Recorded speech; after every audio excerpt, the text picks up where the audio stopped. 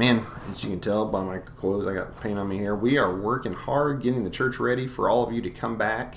June 7th will be our opening weekend, so we're so excited to see you then. We're working hard to get things set up, get things ready, get plans in place to clean and disinfect between services. So, man, we cannot wait to have all of you back in service with us live. Of course, we will keep streaming for those of you who are not comfortable coming out yet. That is absolutely cool. We are going to have sanitizer everywhere. We're going to clean between services. So, man, we cannot wait. We are hard at work. Your staff and volunteers here getting ready. This morning, I want to share a little thought with you that a friend shared with me, a little devotional, and it was on the topic of C.S. Lewis. Many of you know C.S. Lewis was a really prolific writer who lived.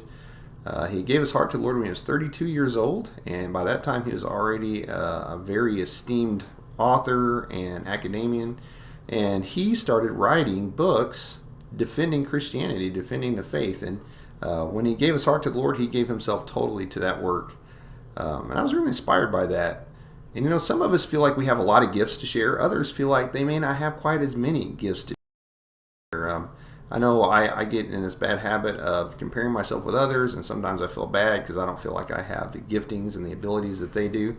I want to share a passage with you that's always been really close to my heart. This comes from Romans chapter 12, verses 6 through 8. It says, "In His grace, God has given us different, what? Gifts for doing certain things well. So if God has given you the ability to prophesy, speak out with as much faith as God has given you. If your gift is serving others, serve them well. If you're a teacher, teach well. If your gift is to encourage others, be encouraging. If it's giving, give generously. If God has given you leadership ability, take the responsibility seriously. And if you have a gift for showing kindness to others, do so gladly." So Paul here says that whatever you have that you can do well, use it for the Lord.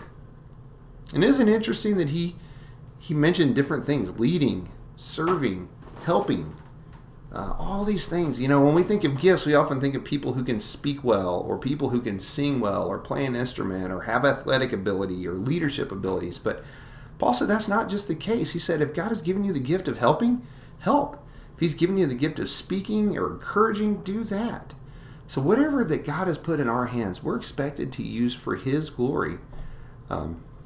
Guys, I know we have, these ladies will probably kill me for mentioning this, but we have a couple of young ladies in our church, Abby and Amber, and they found they have a gift for making masks, the things people have been using during this pandemic. They could have easily sold these masks and at least made enough money from each one to get a cup of coffee, but they didn't. They chose to give those away, to be a blessing to others. And those masks have gone literally all over the country. I know for a fact we sent one to my father-in-law in Washington and my mom in Missouri. So they have been all over the place.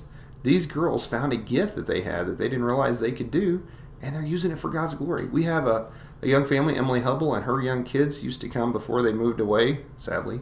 They came and they cleaned the church once a month for free, just to be a blessing. She brought her kids here, and they would spend 2 days cleaning the church. We have 2 Hispanic families in our church who wanted to help, and they cleaned the church twice a month, just to be a blessing. They use these gifts to help, to be a blessing. We have people, Gary Dennis Schultz, take the bulletins home every week when we have bulletins, and they fold them and bring them back. And you know, that's one of those things that I absolutely do not like to do, is folding bulletins. And they do that just to be a blessing. We have a family who used to do communion for us all the time. They would get it ready. Half the time I would forget. They'd have it ready for us just to be a blessing. Renee and her mom. And so, guys, take the gifts and the abilities you have and use them. You may have never thought that being able to help is a gift, but Paul says that that is actually a gift that God has given us to help. So, to be an encourager, use those gifts. So, I know this pandemic has been hard, it's been rough, it's been weird, it's been awkward, but guys, take stock. Take this time to take a look at yourself and say, Lord, what do I have that I'm not using, that I could use as a gift to be a blessing to others? And use that well. Guys, we can't wait to see you. June 7th, we'll be back live in person. This Sunday, Pastor Dan Zitterkoff, a missionary, is going to be speaking in our morning service. I'm really excited about that. So, guys, we will see you soon. Be blessed.